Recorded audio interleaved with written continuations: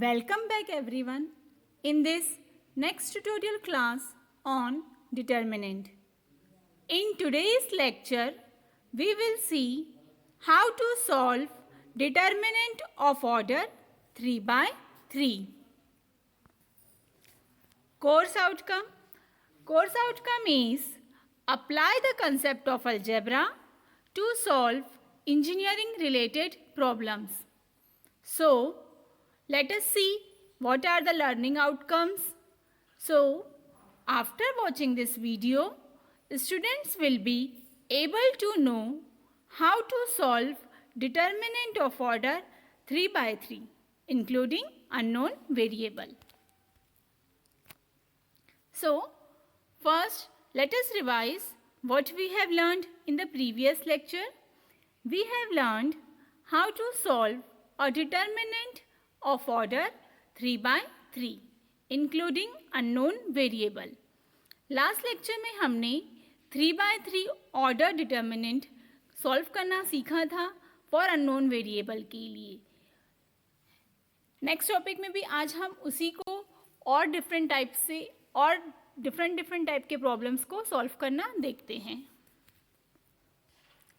So let us start our today's class of determinant.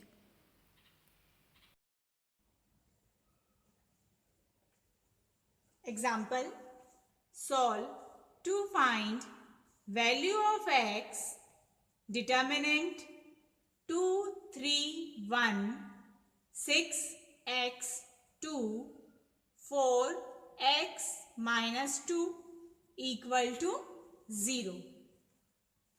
हमने value of x find out करने वाले problems देखे हैं, ठीक है. लेकिन यहाँ पर अभी क्या डिफरेंस है, वहाँ पर जो डिटर्मिनेंट दिया हुआ था वहाँ पर ओनली सिर्फ एक ही जगह पर एक्स लिखा हुआ था, ठीक है.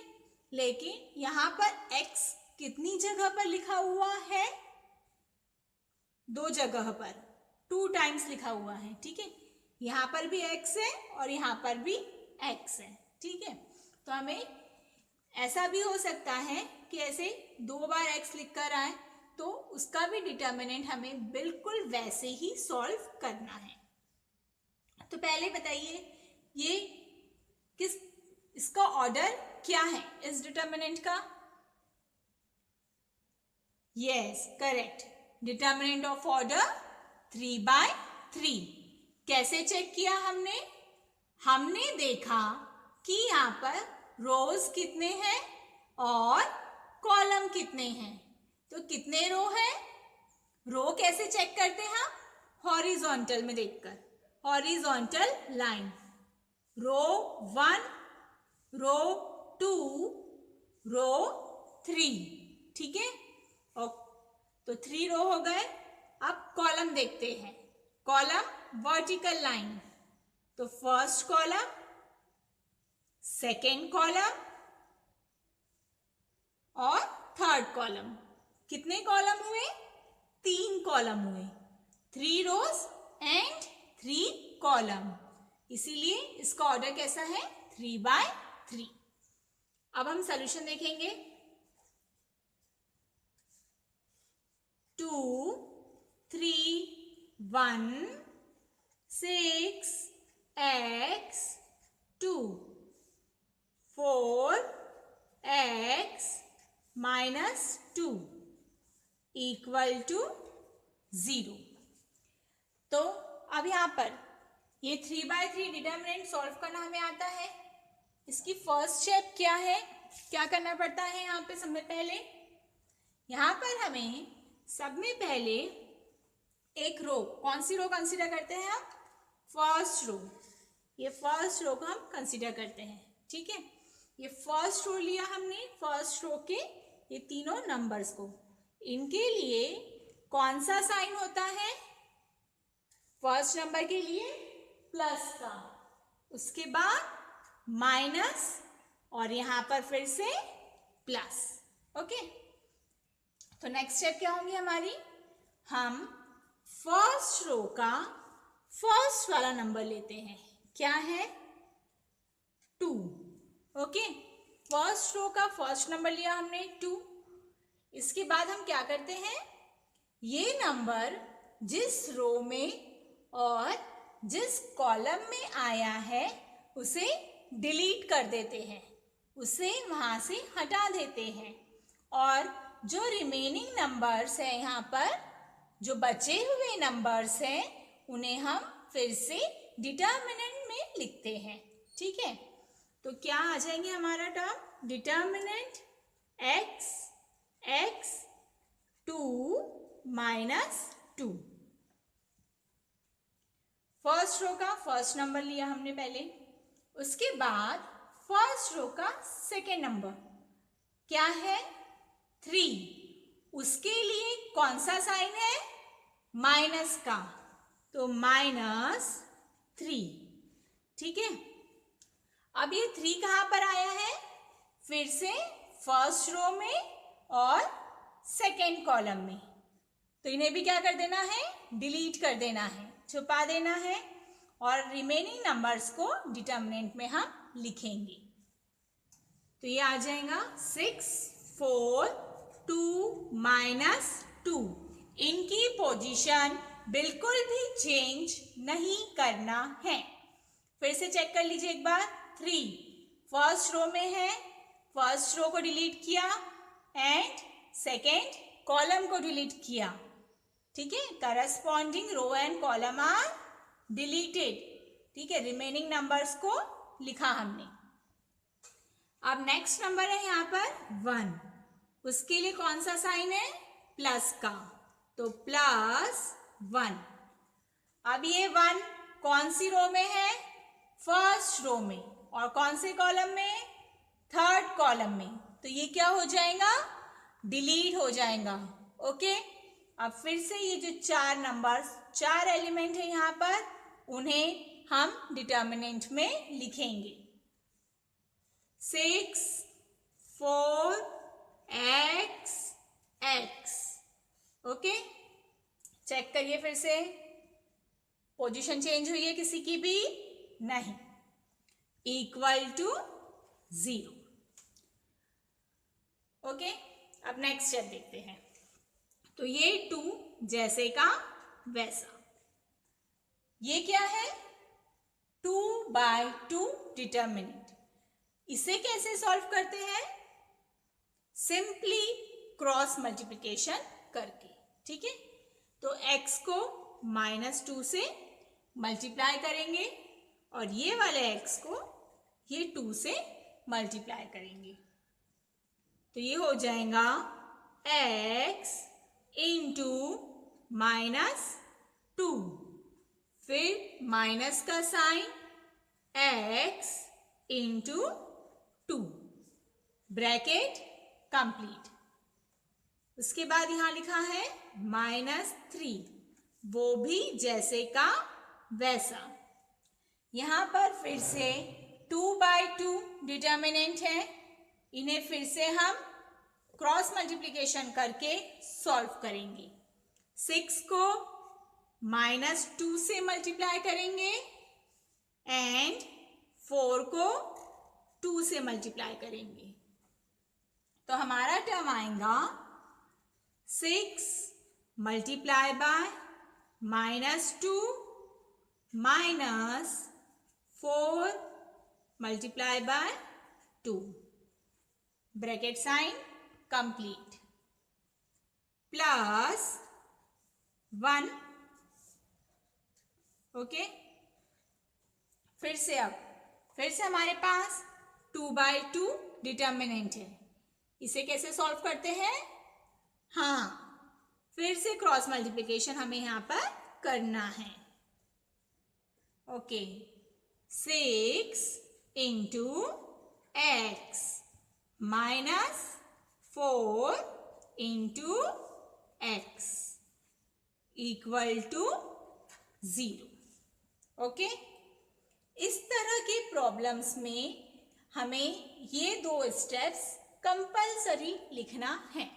इसके बाद हम क्या यूज कर सकते हैं, कैल्सी यूज कर सकते हैं। ठीक है, अब ये स्टेप को हम कैल्सी में डालेंगे। ओके, तो अब कैल्सी का यूज करते हैं। तो सब में पहले हमने ऑन कर लिया कैल्सी को। ओके, जो जैसे लिखा है बिल्कुल वैसे ही वहां पर प्रेस करना है, कुछ भी चेंज नहीं करना है। ओके, 2 ब्रैकेट x, x के लिए हम क्या करते हैं, x लाने के लिए आप लोगों को ये जो अल्फा की बटन है उसके साथ में यहां पर देखिए, यहां पर x लिखा है तो ये बटन प्रेस करना है। ओके, बट अल्फा के साथ में। अगर आपने सिंपली ये बटन प्रेस किया तो x नहीं आता है, क्या आता है, ब्रैकेट का साइन आएगा। ओके, तो x लिखा, मल्टीप्लाई बाय माइनस, माइनस का साइन 2, 2 प्रेस किया, फिर से माइनस x, फिर से x आया, तो अब x के लिए अल्फा के साथ ये बटन प्रेस करेंगे तो x आ गया, मल्टीप्लाई बाय 2, ब्रैकेट हमारा कंप्लीट हुआ। देखिए अब ये बटन हम प्रेस कर रहे हैं सिंपली ऐसी, तो ब्रैकेट का साइन आ गया, माइनस क्या है 3, ठीक है। उसके बाद -3 के बाद ब्रैकेट साइन 6 मल्टीप्लाई बाय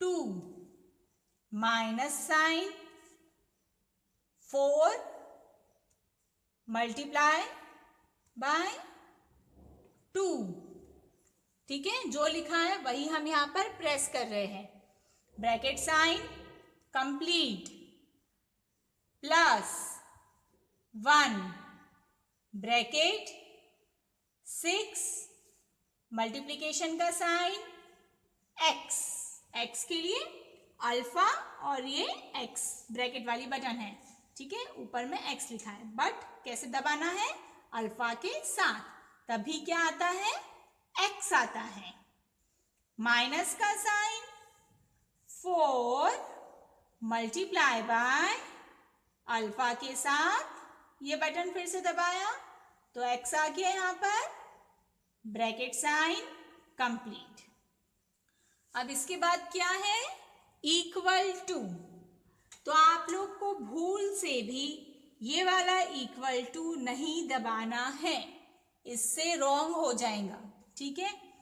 हमें क्योंकि इक्वल टू के बाद 0 भी लिखना है तो क्या प्रेस करना पड़ता है, अल्फा प्रेस करोगे और उसके साथ में ये बटन जहां पर सॉल्व लिखा है और उसके बाजू में इक्वल टू का साइन है, तो ये प्रेस किया हमने तो वो इक्वल टू का साइन यहाँ पर आ गया।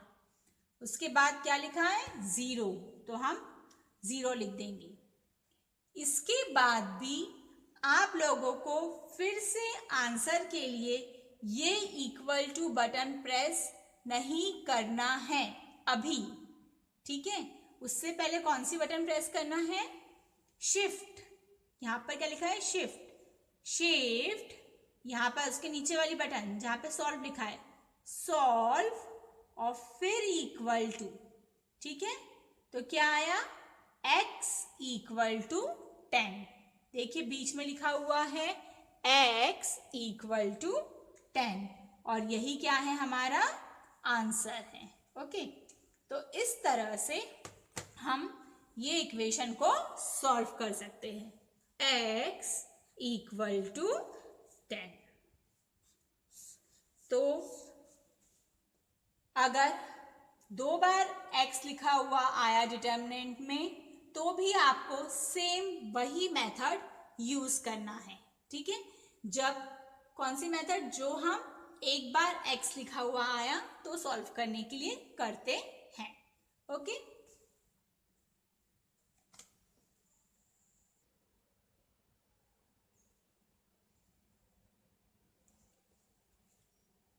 ये प्रॉब्लम्स आप लोग को सॉल्व करना है।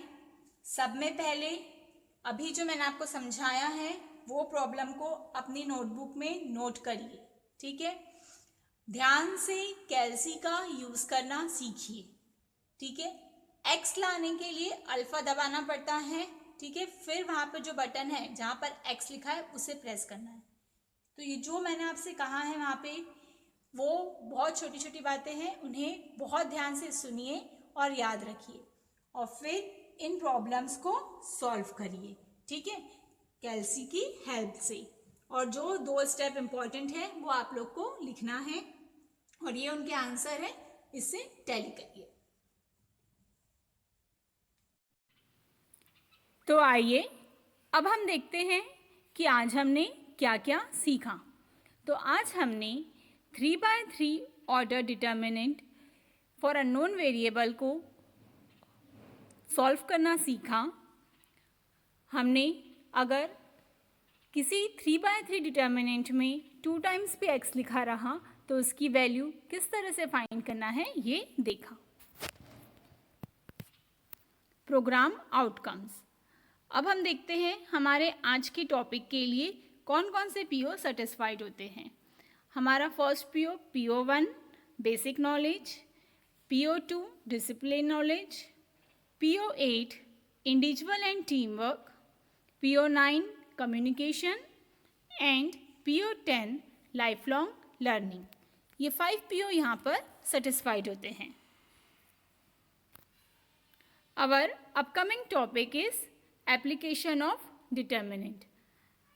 नेक्स्ट लेक्चर में हम डिटर्मिनेंट को कहाँ कहाँ पर अप्लाई किया जाता है वो देखेंगे। उसमें हम फर्स्ट टॉपिक देखेंगे हमारा area of a triangle. Thank you for watching this video.